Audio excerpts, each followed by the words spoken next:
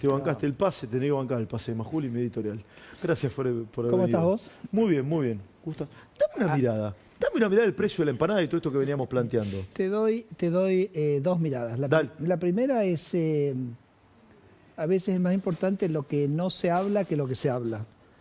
Entonces, yo creo que vos tenías razón cuando dijiste que Darín quiso hacer como una crítica y la materializó en esta idea de las empanadas y cuánto vale, etcétera.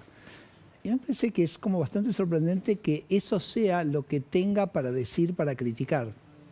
Porque acordate, nosotros venimos del kirchnerismo, vacunatorio VIP, nos negaron la vacuna, nos encerraron un año, nos dejaron 50% de pobres, la inflación absolutamente desbocada, default, o sea, mirá que había problemas, ¿no? Entonces, hoy cuando vos querés corporizar una crítica a Javier Milei, decís, bueno, no sé, me parece que la empanada está un poco cara, o no o saludó a esto, no saludó a esto. Entonces, es como tomar contexto, ¿no?, del debate y los comentarios sobre el gobierno de Milei, sobre qué aristas son. No son sobre la inflación, no sobre el default, no es sobre el riesgo país, no sobre el hecho que sacamos 10 millones de personas de la pobreza. Entonces me parece que eso es como una primera cosa que a mí me parece buenísima. Me parece buenísima. O sea, lo que de alguna manera... Se habla con mucha liviandad, decís vos. No. Lo que te estoy diciendo es, en el kirchnerismo, nosotros podíamos venir y criticar al kirchnerismo con cosas atroces, con barbaridades, ¿me entendés? Sí. Nos dejaron 50% de argentinos en la pobreza, dejaron al 70% de los niños argentinos en la pobreza. Este es un gobierno que sacó a 10 millones de argentinos de la pobreza. Entonces, cuando vos querés hacer una crítica, decís, bueno, no lo saludó o habló de mal manera.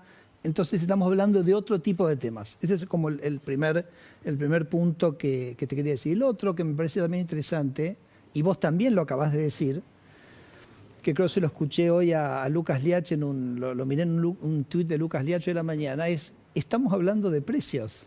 ¿Vos lo dijiste? Sí.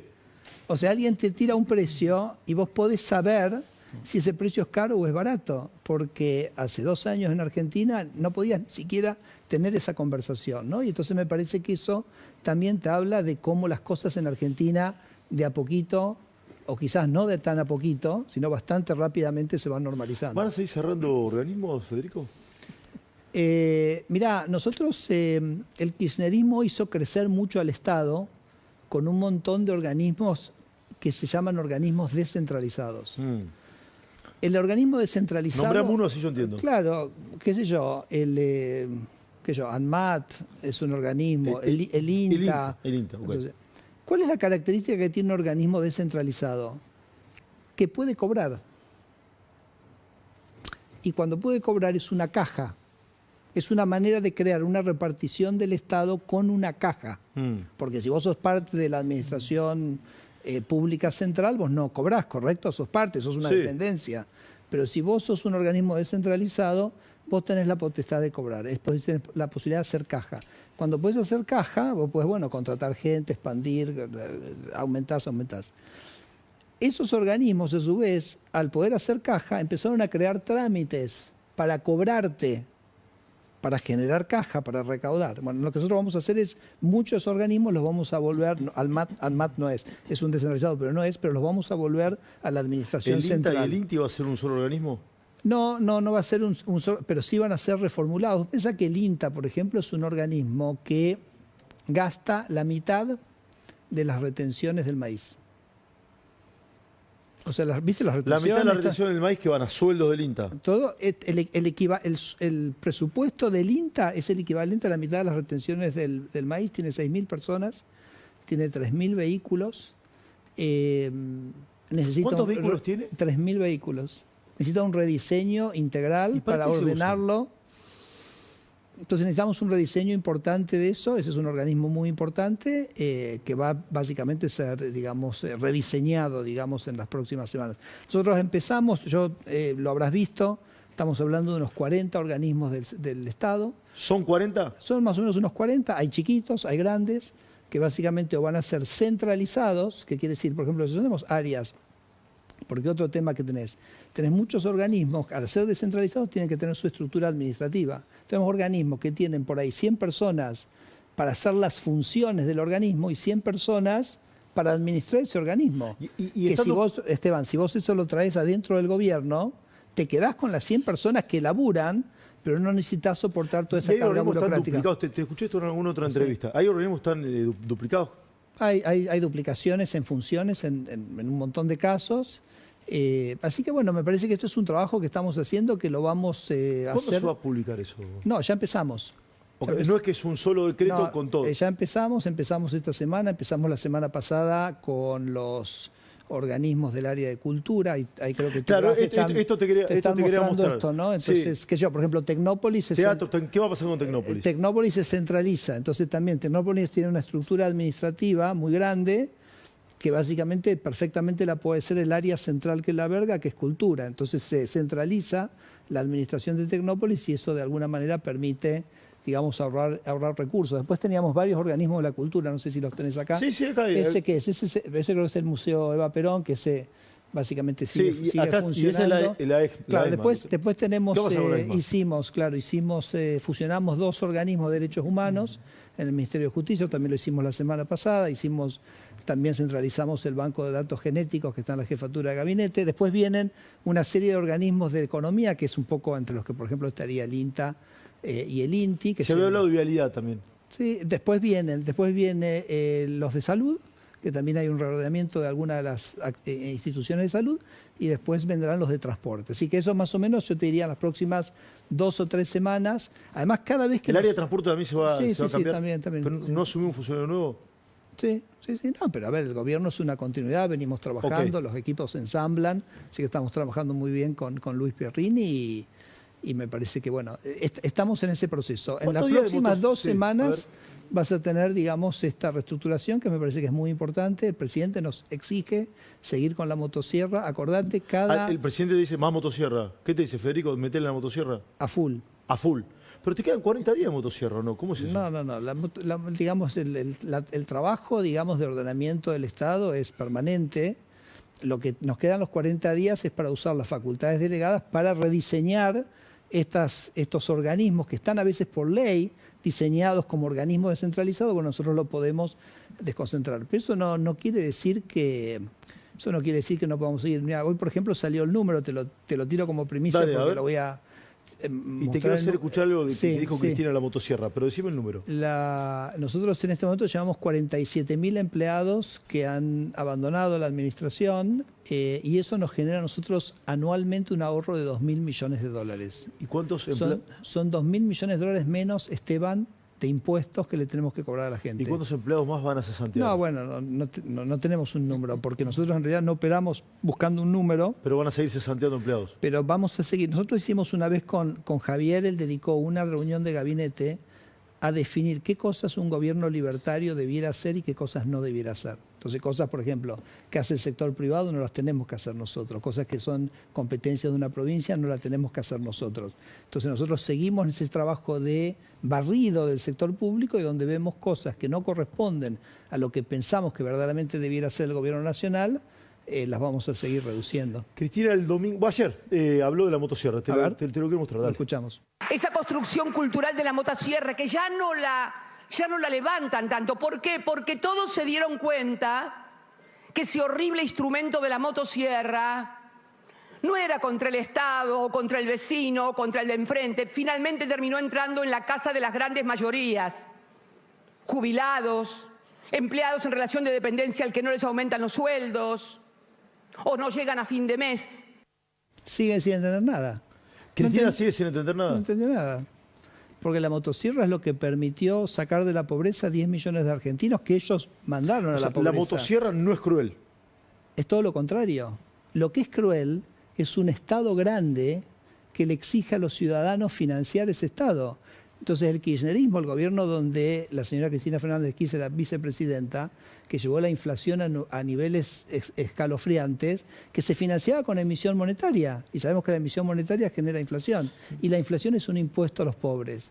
Entonces los pobres estaban financiando ese Estado grande. Lo que hace Javier es decir, voy a hacer el Estado más pequeño, te voy a bajar los impuestos. El primer impuesto que bajó fue el impuesto inflacionario y eso fue lo que permitió recomponer los ingresos de los más desfavorecidos. Te quiero mostrar esto también que le cantaban a Cristina y después te quiero pedir algunas miradas vinculadas con la economía, aranceles y otras cuestiones. Dale, míralo.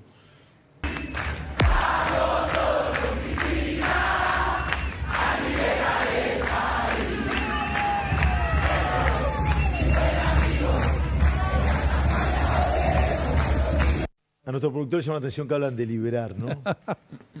Cuando nos tenía, ¿no? Yo siempre digo que Argentina estaba atrapada en su triángulo de las Bermudas, el triángulo del modelo de la casta, sí, como lo llama Javier, el modelo de los sindicalistas, de los empresarios prebendarios, el peronismo como gestor de ese sistema, y nos tenía todos atrapados en un sistema que lo único que hacía era generar privilegios para esas castas, y básicamente eso terminaba perjudicando al gran conjunto de los argentinos. Así que nos estamos liberando de todo eso, nos estamos liberando de la casta. Nos estamos liberando de Cristina. No sé, Cristina me parece que ya fue, pero nos estamos liberando del modelo de las castas de los cuales el peronismo fue el gran gestor, ¿no? Y eso es... Decime, me vas a decir los aranceles, porque eso es la casta. Porque eso en es otra entrevista te escuché hablar, creo que de Tesla, si la memoria no me falla, con el tema de la quita de aranceles para importar más autos, o de los controles para los autos que venían de afuera. Sí. Esta política de quitar aranceles, por ejemplo, para importar vehículos, ¿va a seguir? ¿Cómo es el tema? Sí, va a seguir porque eso es básicamente un beneficio para el consumidor, ¿no? Vos pensás, por ejemplo, abrimos el mercado del aluminio. Y vos sabés que Aluar te vendía el aluminio acá al doble que lo vendía el propio Aluar en Brasil. Entonces nosotros, digamos, vamos a abrir ese mercado, el precio cayó inmediatamente 30%. La semana pasada tuvimos otro caso absolutamente extraordinario que lo pagamos todos en el precio de la carne, que ya lo he hablado varias veces en este programa, que es la vacuna de la aftosa, que había como una cuasi protección a un laboratorio local, vendía la vacuna en $1.20 acá. ¿Y sabes cuánto ese laboratorio vendía la vacuna en Uruguay? Ese mismo laboratorio. Sí, ¿cuánto? 45 centavos.